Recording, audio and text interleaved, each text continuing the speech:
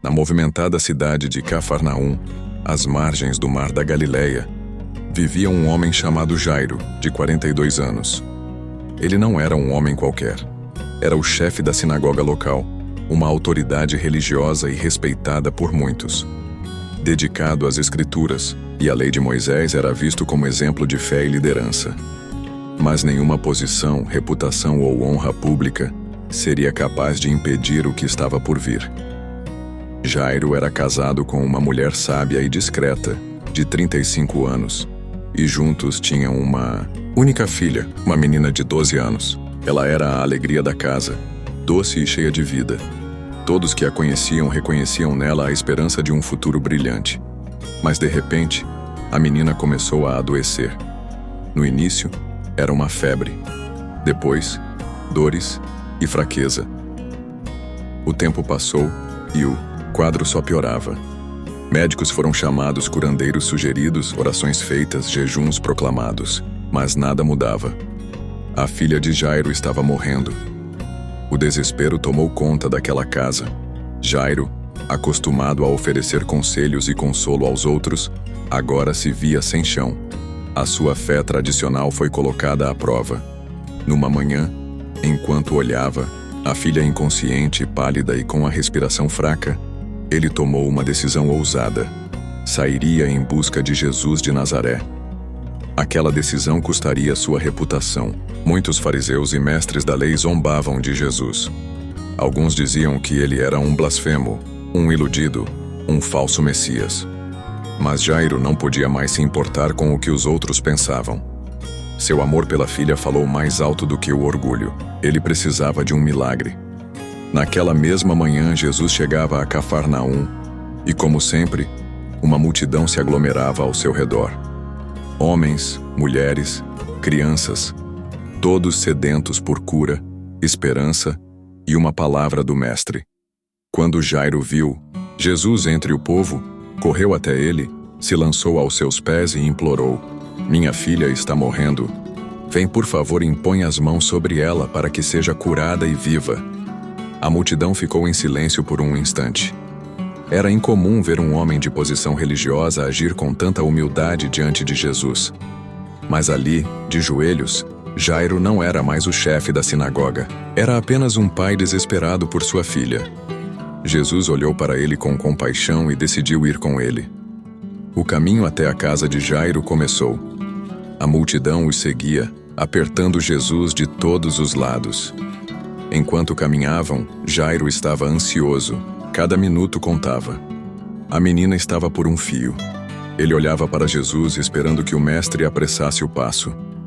O suor escorria de sua testa. Seu coração acelerado batia de esperança e medo ao mesmo tempo. Mas algo inesperado aconteceu. Entre a multidão, uma mulher desconhecida de cerca de 48 anos, doente havia 12 anos com um fluxo de sangue, se aproximou de Jesus em silêncio. Ela havia gasto tudo com médicos e continuava piorando.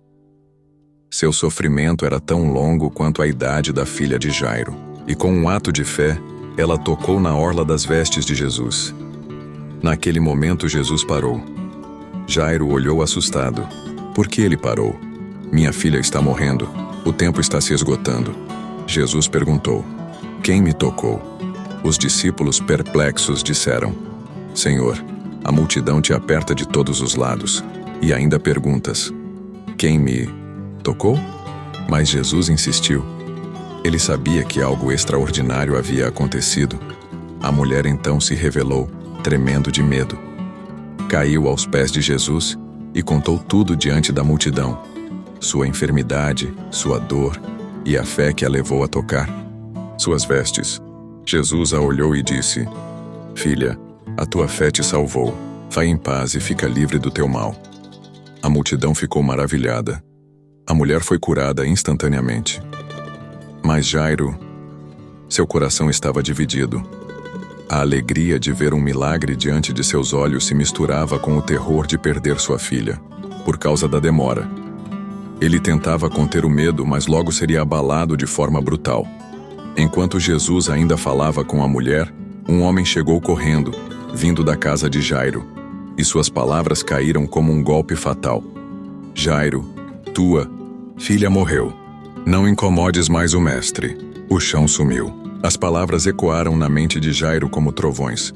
Morreu? Não. Não pode ser. A multidão silenciou. Jesus olhou para Jairo, e antes que ele caísse no desespero, Jesus falou com autoridade e amor. Não temas. Crê somente. Naquele momento, a história tomaria outro rumo. Jesus não havia terminado, e assim, o que parecia o fim, estava apenas começando. O silêncio após a terrível notícia era tão denso quanto o ar em torno da multidão. Jairo sentiu o chão fugir debaixo dos pés. Seu coração apertou, o peito doeu, a visão embaçou. Morreu. Aquela palavra rasgava seu interior. Sua filha, sua única filha, já não respirava mais, mas antes que o desespero o dominasse por completo, Jesus falou com uma firmeza sobrenatural. Não temas, crê somente. Essas palavras não foram apenas um consolo, foram uma ordem sagrada, uma ponte entre o desespero e a esperança. O olhar de Jesus era firme, sereno, inabalável.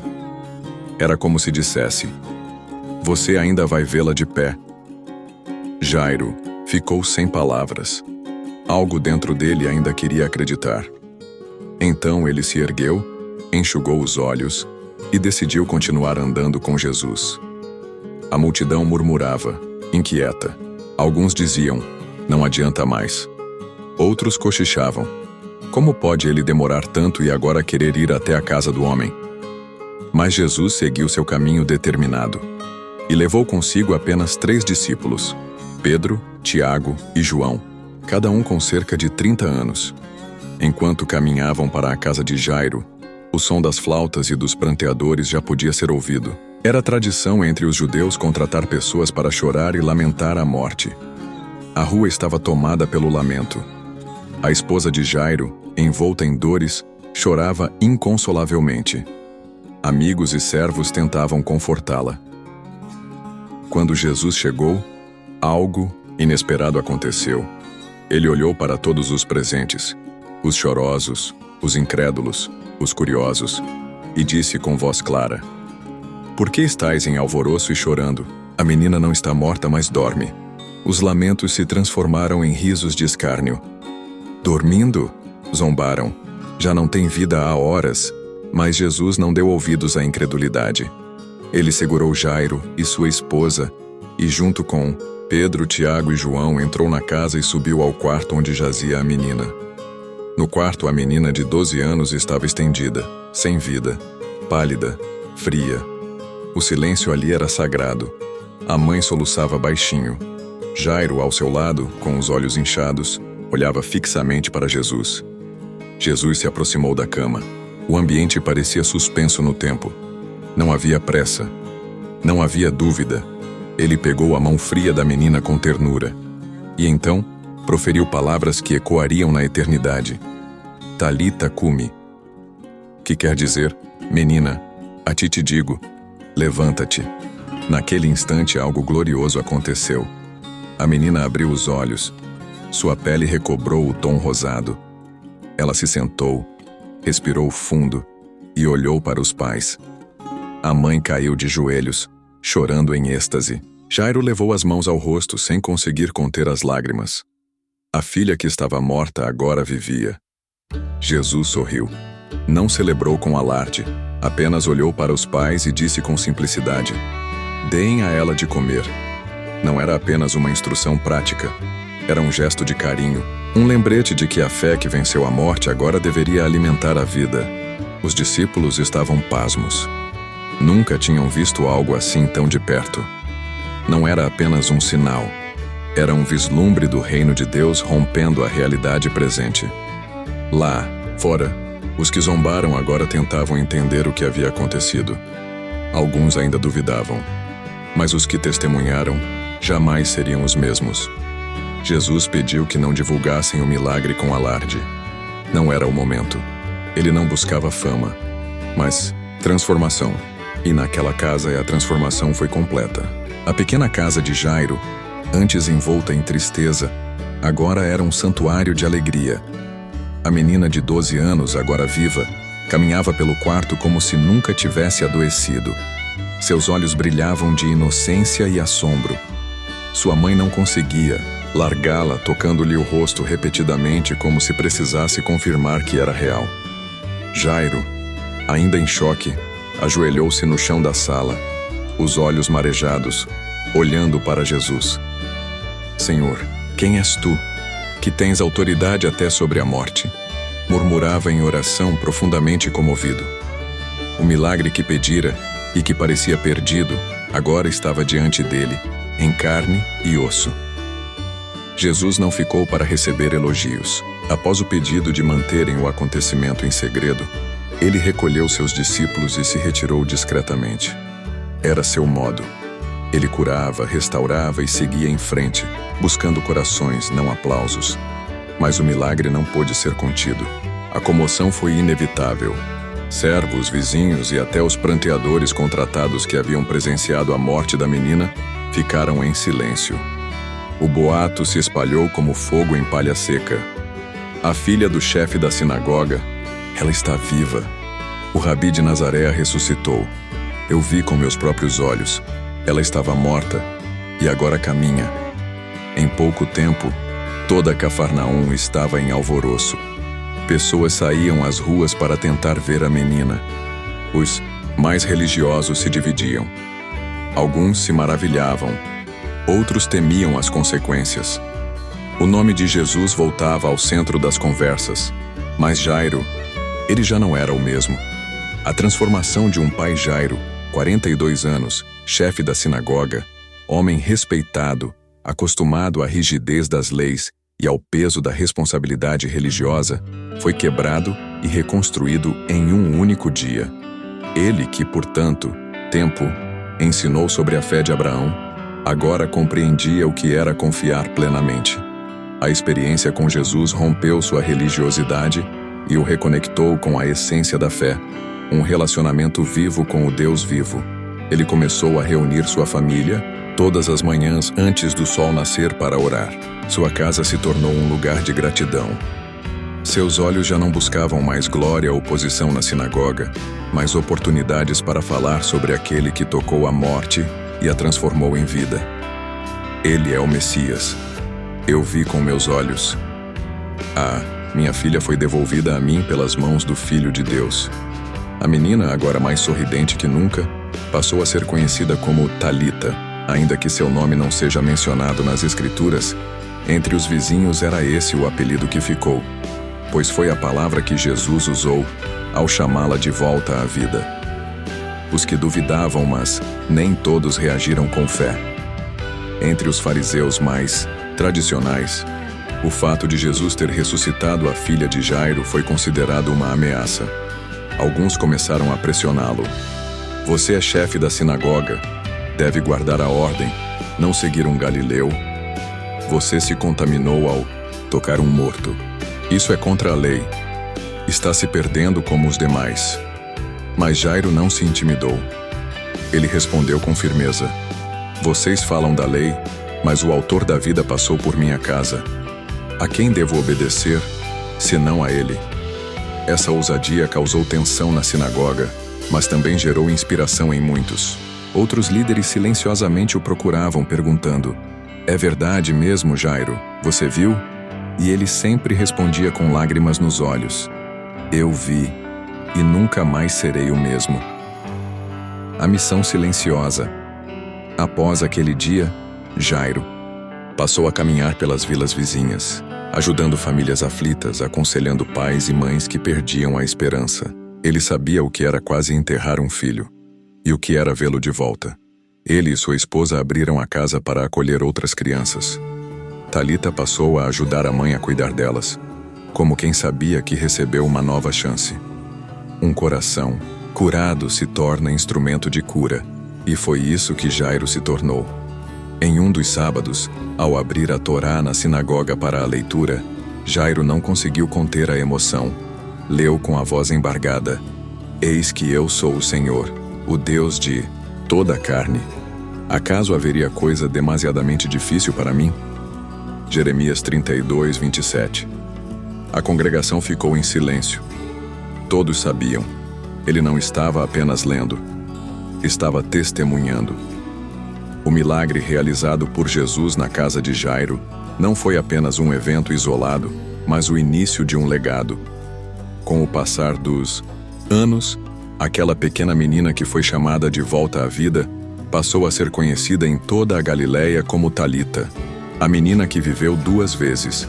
Jairo, agora com 45 anos, tornou-se um referencial de fé em tempos de crise. Já não era apenas o chefe da sinagoga. Era o homem cuja filha foi ressuscitada por Jesus. Muitos viajavam até Cafarnaum apenas para ouvir seu testemunho, que ele contava com lágrimas e brilho nos olhos. O ensinamento além do milagre certo, Jairo se reuniu com um grupo de pais desesperados. Entre eles uma mulher cujo filho estava prestes a morrer. Ela implorava por cura. Jairo se aproximou dela, segurou suas mãos e disse: "Eu também gritei por ajuda e achei que já era tarde demais. Mas para aquele que tem poder sobre a morte nunca é tarde. Confie, clame, mesmo quando tudo parecer perdido." A mulher desabou em choro. Suas palavras foram poucas, mas o impacto foi eterno. Jairo não pregava com teologia complicada, mas com a verdade de quem foi salvo no limite da dor. Sua esposa, Rebeca, agora com 38 anos, também se tornara conselheira de mulheres aflitas. Com ternura e sabedoria, ela repetia: "Jesus não só devolveu nossa filha, ele nos devolveu o coração. Nossa fé não é mais teoria, é vida pulsando em cada manhã que ela sorri." Talita, a flor renascida.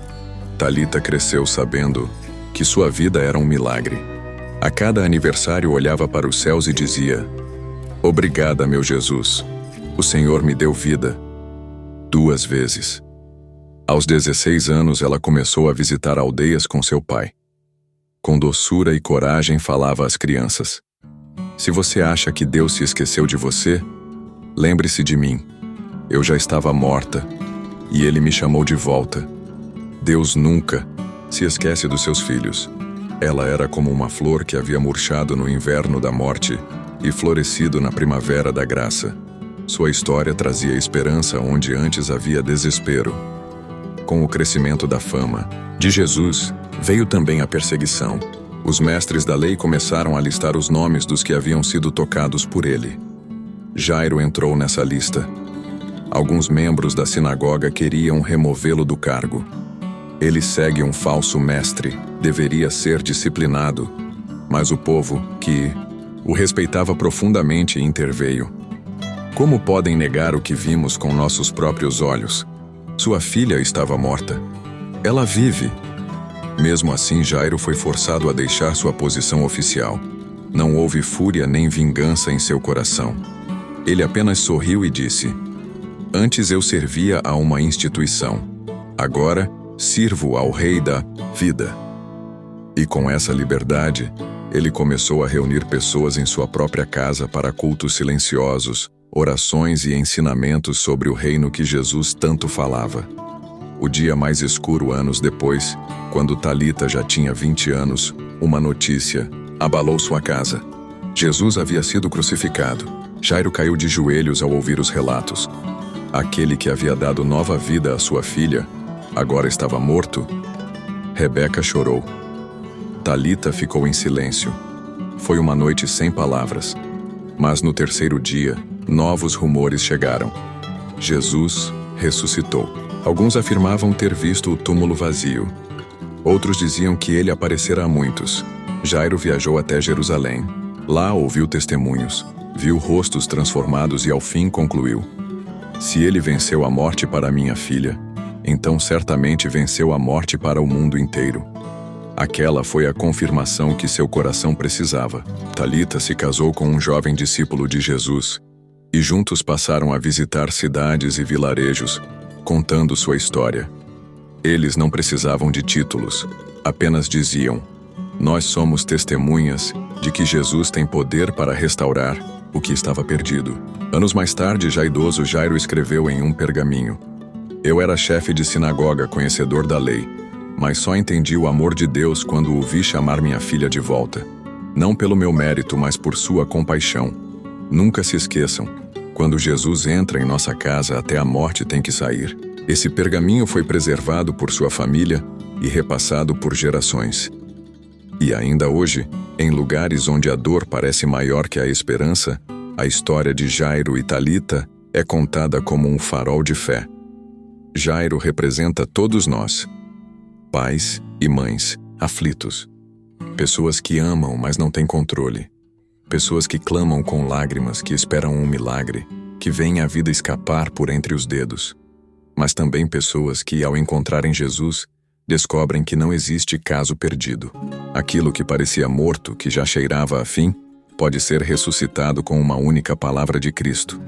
E Jesus, ele continua o mesmo que tomou a mão da menina e disse: Talita cumi. Menina, eu te digo, levanta-te. Ainda hoje, ele diz o mesmo a cada coração que está caído, abatido ou morto por dentro: levanta-te, eu sou a vida.